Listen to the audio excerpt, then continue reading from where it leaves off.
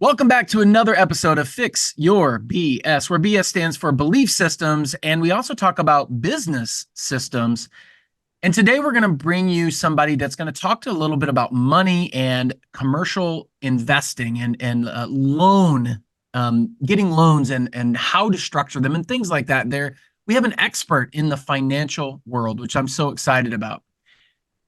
As you know, we're going to talk about other things as well: relationships, business, finances, beliefs, and sometimes even health, because our goal is to bring you the strategies, the tips, and the secrets in order to improve your life in every single area. And today I have the founder of CRE Capital Investments. We have Rachel Garcia with you today. She is the CEO and founder of CRE Capital Investments, which is a leading commercial loan brokerage. She has over 14 years of experience in top banks like Bank of America and JP Morgan. You might have heard of those. Rachel brings creativity and dedication to finding innovative solutions for her clients in the commercial real estate world. Beyond her thriving career, Rachel's passion for travel, spontaneity, and real estate investment truly define her heart's pursuits. Rachel Garcia, everybody, thank you for being here today. Of course. Thank you so much for having me. I appreciate it. And I'm super excited to share all this knowledge and information to everybody. And yeah, I'm excited.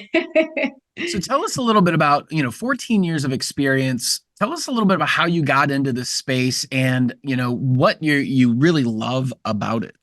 Of course. So I started a while ago, actually. I was an entrepreneur. I had a women's clothing boutique at 20 years old. I got bought out a year later. And through that year that I was an entrepreneur, a business owner, really struggled. I really struggled because I didn't know much about business, what it takes to run a business, what you need, right? Merchant services, credit cards, the importance of having a line of credit, the importance of having employees. At 20 years old, what do you really know, right? I just wanted to sell and I just wanted to make money and do it in a stylish way because I had a woman's clothing boutique. So once I got bought out a year later, I decided, okay, what do I want to do? I took a year off and I traveled for an entire year till I kind of tried to figure out what I wanted to do.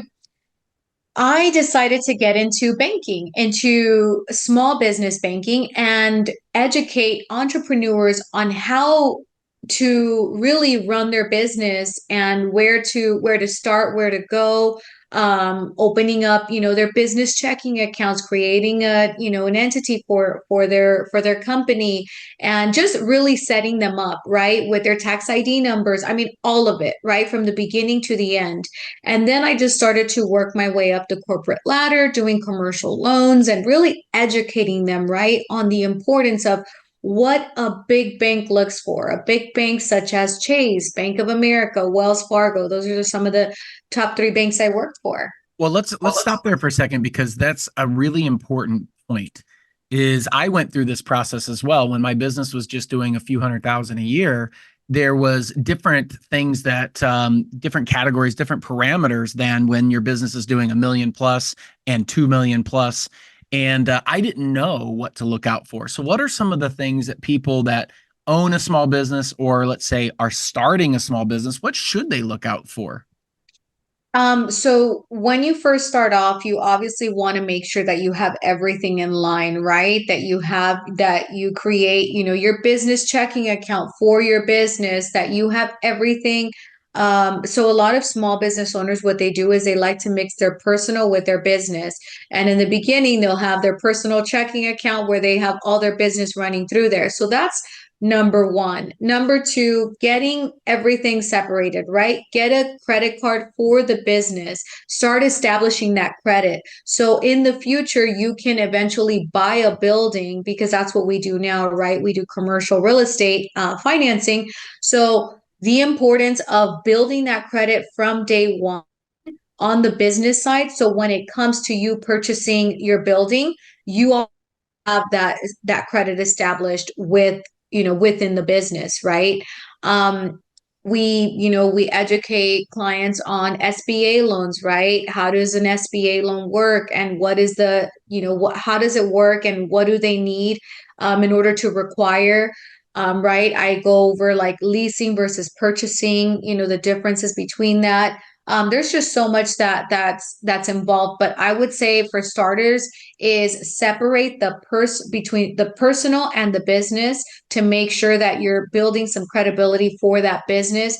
That way, when you start applying for stuff, that your tax ID number, you already have it established, and you don't necessarily have to go, with your social security number and things like that. When you say separate business from personal, Mhm. um, are you talking about just bank accounts, or are you talking about you talked about a credit card having a business versus a personal? Mhm. Are you talking about filing taxes? Like, can you elaborate a little bit more, especially for Of that course. local small business, regional service-based type business that, what should they look out for when they're separating those two things? Everything that you just mentioned. So you definitely do want to separate not just your accounts, but you also want to separate, again, credit cards. Make sure that you apply with your tax ID number that you get for the business. And just start working that, right? And then also any lines of credits that you get, make sure that it's through your tax ID number, not through your social security number. In the beginning, it's going to be important because they want to get that credibility. They want to make sure that you're going to make payments and everything. So in the beginning, they may ask you for your social security number as well. So to have that security and personally guarantee. But as they start to get comfortable with you, it's just really going to be the business standing on its own. Right. So I mean it's really everything. So how much does that, you just mentioned it, I think a little bit. How much does that um, relationship with the bank matter? Um, yes, credit's important, and yes, your financials are important. But what about that relationship side? Is that important nowadays with the big banks, or It is it just is. like it It's is? So tell me a little bit definitely more about that. Of course, yeah, it's definitely important because every bank wants to know what they're dealing with, right? So every time we do a deal, every time we finance a deal, or when I was in the corporate banking world, we wanted to know what's your business plan? What are you planning? What is it? What are your ins and outs? Do you have any accounts receivable, accounts payable? What does your cash flow look like, right? We want to know the ins and outs of your business because we want to know the borrower's strength. Do you have any bankruptcies? How's your credit? Do you have, what does cash flow look like for the past 3 years? Have you been trending upwards? Has it been fluctuating? If it's fluctuating, why has it been fluctuating? We want to know everything about the business. And this actually goes back to why I started CRE Capital, because when you're working with the larger banks, if you have, let's say, a bankruptcy, or if you have, if your cash flow is not there for them, if they don't really believe in the industry or in the product that you're selling or anything like that, or you as an individual, if they don't really have that personal relationship with you, they're going to decline your deal. Right. So it's always best to give as much information to the banker as far as like personal and business. What are you doing with your business? What are the ins and outs? What are your plans? What are your projections? What do you plan to do within the next few years? What are you doing now? How do you plan to get there? So many it's just so much that goes into it. So definitely important to have that relationship, to have those connections and to build that rapport, right? If you can't get a loan through them, this year, maybe as you start to build that relationship, maybe next year they'll be able to lend to you once they feel comfortable with your business, with yourself, with your industry. And making sure that you're also not just credible, but you're also, making your payments on time on your credit card or on your line of credit. That all shows, okay, this person really, they make their payments on time. So if you need a commercial building, they feel a little more comfortable with you because they already know that you'll be able to make the payments and that you're good for it. Yeah, I know that's something that I've experienced was building those relationships. And you may not be able to do something in the moment, but you can create a plan with them and having that strategy where you're building relationship, you're opening an account, something called seeding an account, which I don't know if you recommend that or not, but I've found it to be very beneficial.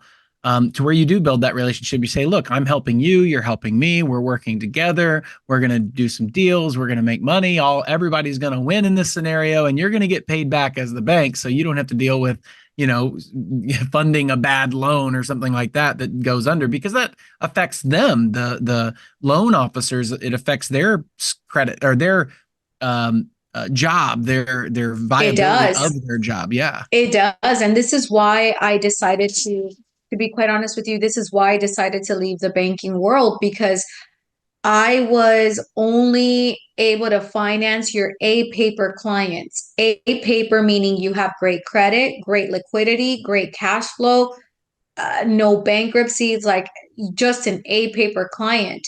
And so all the B's or A minus and B, C, D clients, there was no home for them. So here I was trying to figure out, okay, based on your scenario, based on what you need, let me figure out what lender can do this for you. And I was just sending it off. And I said, you know what? I want to create a platform where we are able to finance every type of commercial assets and also provide every type of loan program for all borrowers. So we do construction loans, we do SBA loans, conventional, hard money, bridge loans.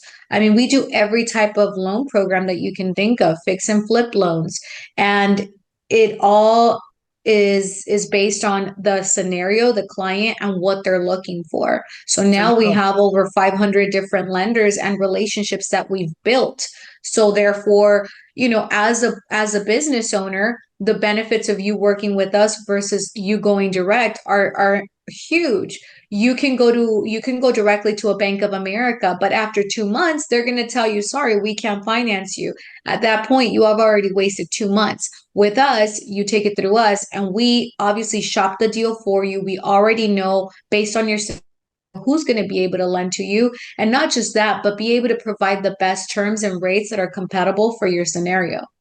I think a lot of people get into that. They try to get money when they need money as opposed to preparing and being prepared for Yes. getting money before you need Happens money. all the time. Yeah. So talk Happens to me. all the time. So at that point, and I tell my clients all the time, if you're really, really needing the money, it's going to be hard for you to get it.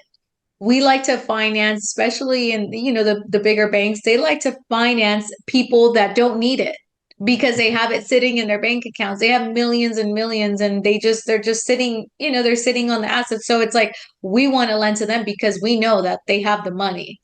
And so, and it could benefit them for tax write-off purposes. I mean, it could benefit them for so many different reasons.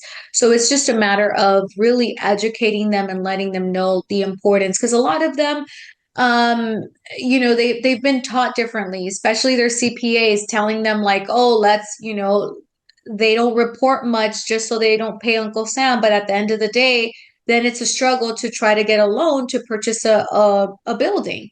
It's like, well, I have all this money, but my CPA told me not to report it because, that way I don't have to pay much. Right. But because of what you're presenting, I now can lend to this. Like Mhm. it shows that you're not making anything. Your nets are, zero. This is, how do I know that you could pay this back?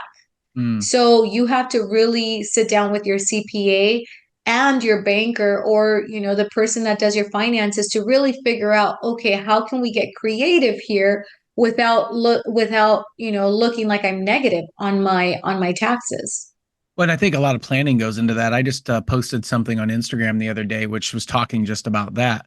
It was talking about the importance of a bookkeeper, a CPA, a lawyer, a banker, and having everybody in your corner to say, here's the strategy and here's the plan. What do we need to show on paper at the end of the year? What do we need to show as far as our business at the end of our year, taxes, end of our quarter, those type of things. And I think the small business owner sometimes forgets and they're very reactive and I know because I was there for a long period of time. they're just reactive to it, like, oh no, I need money. And you're like, you should have did that 6 months ago when, you had money, Um, so Exactly. what are some examples, like some stories that you've run into that are kind of off the wall stories that you're like, oh man, if they just would have done this a little different, or something that you're like, I wish they would have blah blah blah. So do you have any stories like that? Anything that come to mind?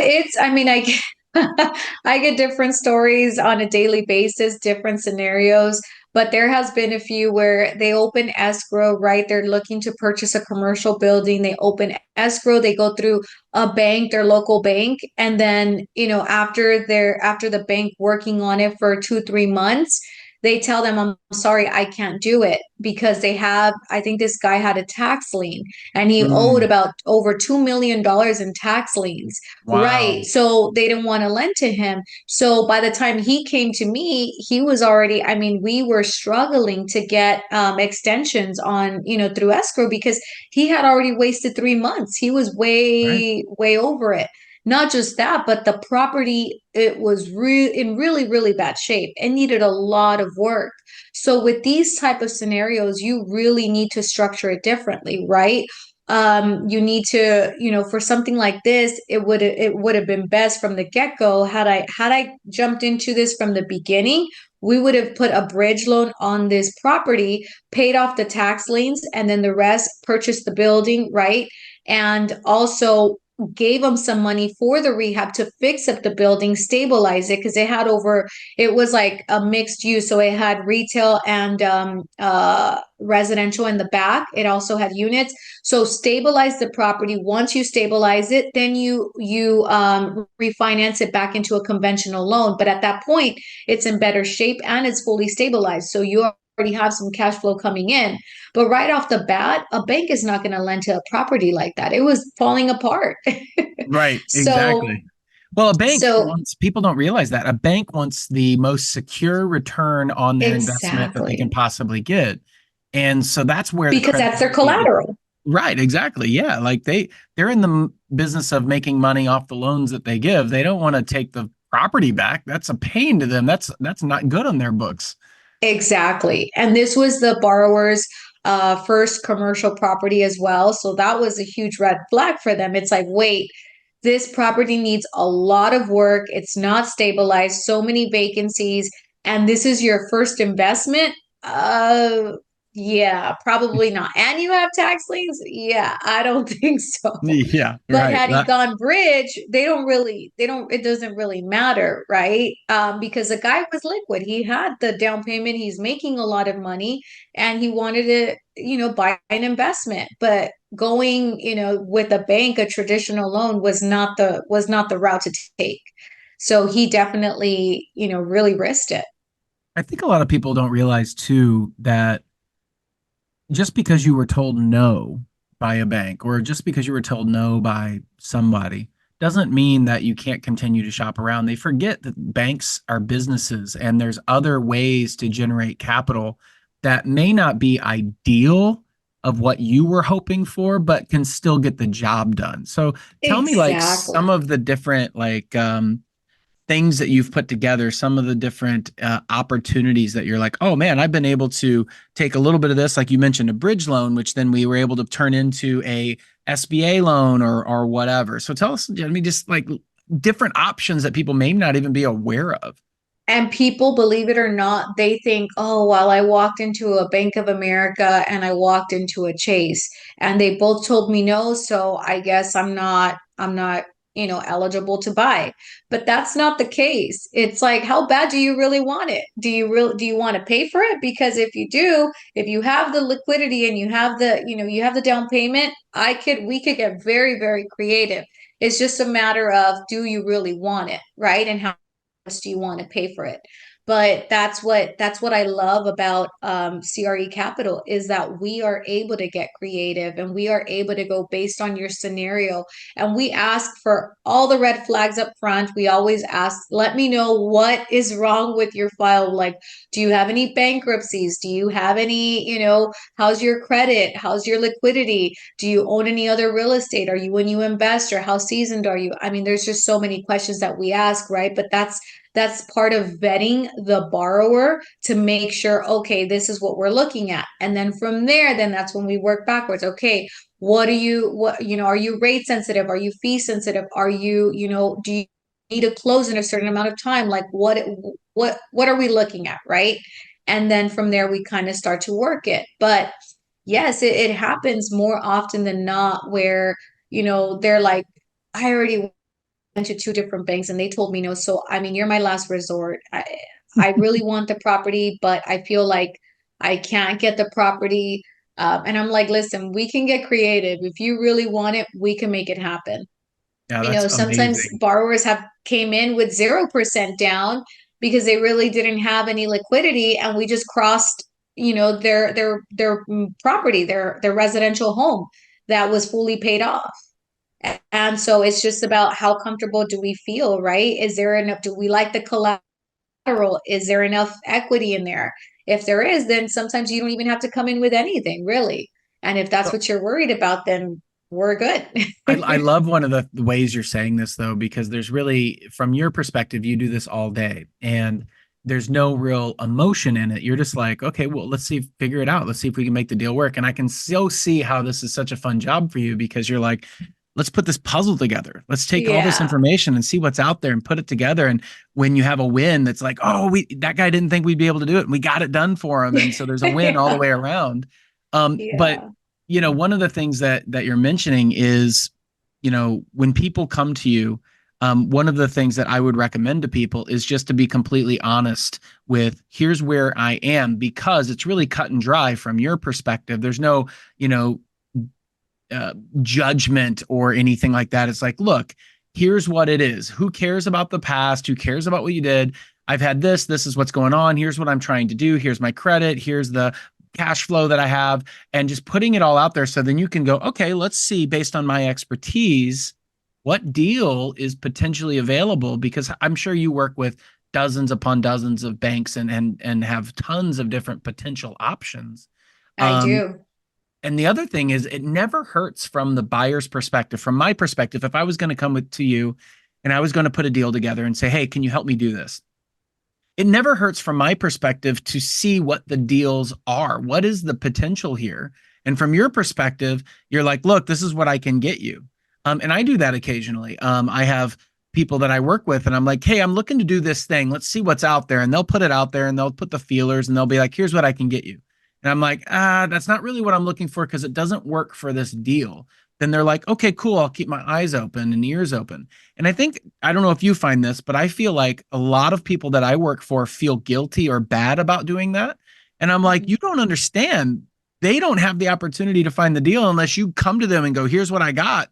Um, is that something you deal with where people either hold information back or they're scared to come to you because they don't know if you're going to be able to find something? Oh, absolutely. All the time. Or sometimes they even think, oh my gosh, your fees are, what are your fees? I feel like your fees are going to be too much, or I'm not going to be able to afford you, or, things like that. But I'm like, listen, we're pretty flexible. We work based on the scenario, right? First, let's figure out if we have a deal, and then we'll go from there. I can tell you how much, it's going to be and how much, we're going to be able to charge you. But at the end of the day, think of it this way. If we do have a deal, you're already saving money because we're shopping the deal for you to get you the best interest. So regardless, you're already saving, from day one. So there's a lot of great benefits to working, with a broker. And I think that I think all people should really work with a broker, to try to get the best financing. I mean, I have clients that have millions and millions, that have over 50 million in the bank, and they still come to me. They could easily walk into a Chase or a Bank of America, but they rather come to me because we have those relationships already established, right? You go to one or two banks, that's just the rate that you're going to get, right, from them. But if you have relationships, unlike us, we have those relationships already. So we can probably, sometimes even do better than Chase or do better than Bank of America and, get you, the best terms really for your scenario. And what And you're really sometimes these talking big about, banks, they don't care how liquid you are or how much you have. If they don't like the asset, they're not going to lend on it. They don't care how strong of a borrower you are. If they don't like the piece of collateral, they're not doing it. That's just the bottom line. And people don't realize, I think, the value of expertise and speed. Expertise and speed can save you so much money on the back end of either sometimes you lose a deal because you're not moving fast enough, or sometimes you might have gotten maybe a little bit better interest rate, but it's a longer term and it's not going to work correctly. If you had maybe slightly higher interest rate, but a better term, then maybe it could have worked out differently. Like you just have to run the numbers and see what does this look like when we play it out. And when you have so many different connections and relationships that you've already built out, the speed of which things can work. You've already done the vetting. Hey, you are representing a client and saying, hey, I got this guy, I vetted him. You're contacting the bank that you've already built the relationship. I vetted him. He's good to go. Let's get moving. And I've experienced that on my own end with, purchasing or investing in a business. I'm like, hey, can you help me get this done? And they're like, we need to get these parameters right. Once we get these parameters right, we'll be able to move. And so it took about 3 weeks. We got the parameters right. Bam, we're able to move. And that's the same thing. Exactly. But I wouldn't have known that. I would have floundered around from bank to bank trying to figure it out, right? Exactly. Yeah. So as far as your real estate, or I'm sorry, the commercial financing and everything, you're really not just talking about real estate. You're talking about a lot of different things: business, mixed use, land development, office, industrial, retail, multifamily. Really, anyone who's in business or looking to do investing should come to you and say, hey, let's plan, let's prepare, let's look into the future. I'm looking to grow. There's a multi-trillion-dollar exchange of money coming up in the next decade where all these baby boomers are exiting out of their business and their kids don't want it. That people don't realize the potential opportunity that's there.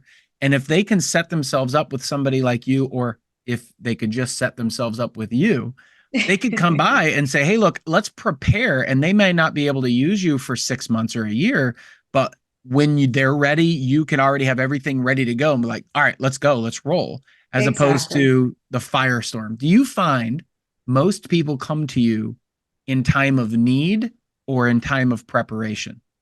Always in time of need. So Always.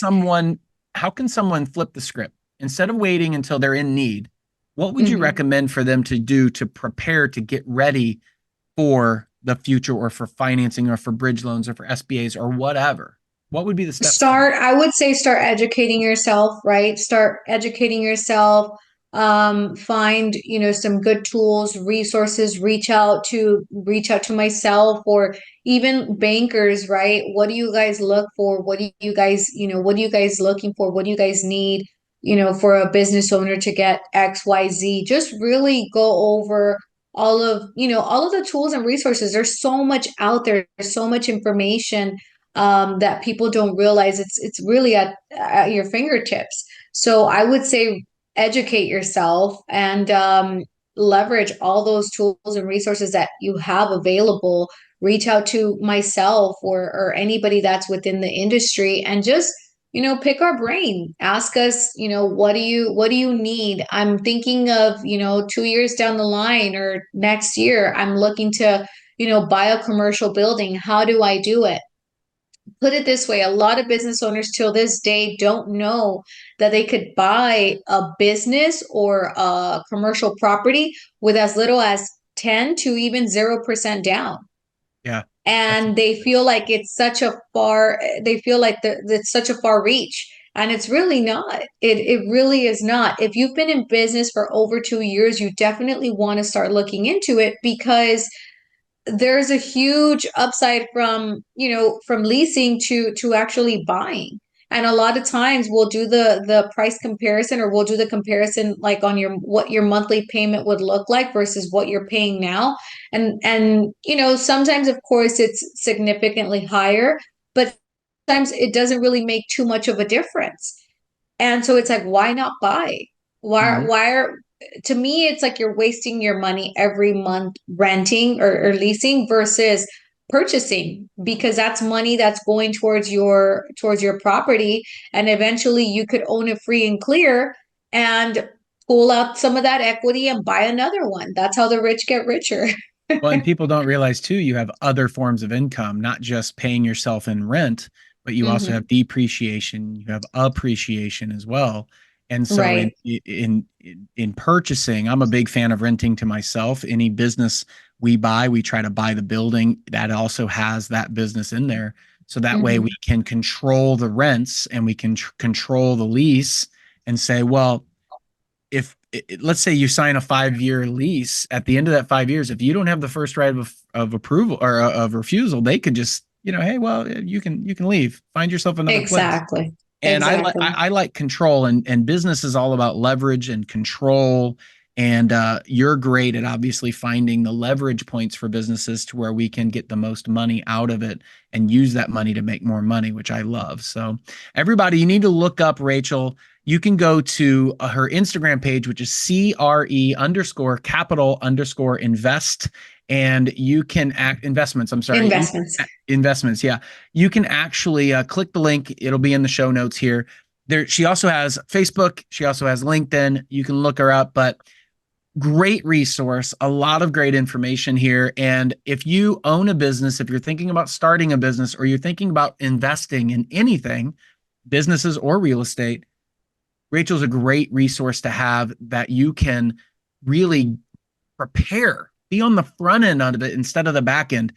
I learned this a long time ago from one of my mentors. It is a lot easier to get money when you don't need money than it is to get money when you need money. So prepare Yes. yourself, look at what you need to do, get your numbers right, and start getting ready to leverage your business properly and put yourself in a better financial situation. Cash flow is the most important when it comes to business. Cash flow is king. Cash coming Yes. in, cash going out. Well, the bigger the gap you can make between the cash coming in, the cash going out, the better off your business looks on paper and the more you can leverage that. And obviously, Rachel's a great resource for that. Rachel, any final things that you'd like to say to people that are listening to this? Maybe words of wisdom, nuggets of information, maybe a tip, a trick, a strategy, anything you'd like to say to finalize to end this Yeah, podcast. absolutely. Please feel free to reach out for any questions. If you're thinking of buying, you don't know where to start, please feel free to reach out. I'm always happy to help. My doors are always open. We started a coaching program as well for anybody that's interested in doing their own commercial loans, whether it's an investor, residential lenders, anybody that's interested in our coaching program. Always happy to help. We decided to really open it up this year, right? And be a resource to everybody. And that's what we're really trying to expand on, is being that resource that everybody needs. And that's how we started this coaching program as well. So yeah, please don't hesitate to reach out, and hopefully we can help some way somehow. And thank you Well, so much for having me as well. I'm I get excited when we talk about leverage and business and money, and so I'm all like on cloud nine right now. But everybody needs to go ahead, click the links below. You can direct message Rachel through any of the social media platforms that she mentioned. But a lot of great nuggets in this episode, so everybody needs to go back and listen to this. But also, you know someone in business, if you know an investor, share this episode with them because that is how you can help them and become a um, an asset to your friends and the people that you know that run businesses. They can potentially use this information, maybe contact Rachel. And if they're able to use Rachel, then guess who's going to get credit for that in their mind? You are. That's why you should share this out and have them listen to this. Rachel, it's been a pleasure. Thank you for being on. Thank you for all the nuggets. We really appreciate you and all of the expertise that you have in the capital investment world. Of course, thank you so much for having me. Everybody, this has been another episode of Fix Your BS, where we talk about belief systems, we talk about business systems, and sometimes we even talk about balance sheets. That's right. BS stands for multiple different things, not what you thought it stood for. I'm your host, Dr. Greg Persley, also known as Dr. G. My goal is to bring strategies and tactics and tips and tricks that you can put into your life to develop the best life in your terms in all the major areas, which is relationships, business, or you can talk about your career if you want in that category as well, finances, health, and of course, beliefs. Share this with your friends. That's the only way we can grow and reach more people and help more people. Thank you for watching, and we will see you at the next episode of Fix Your BS.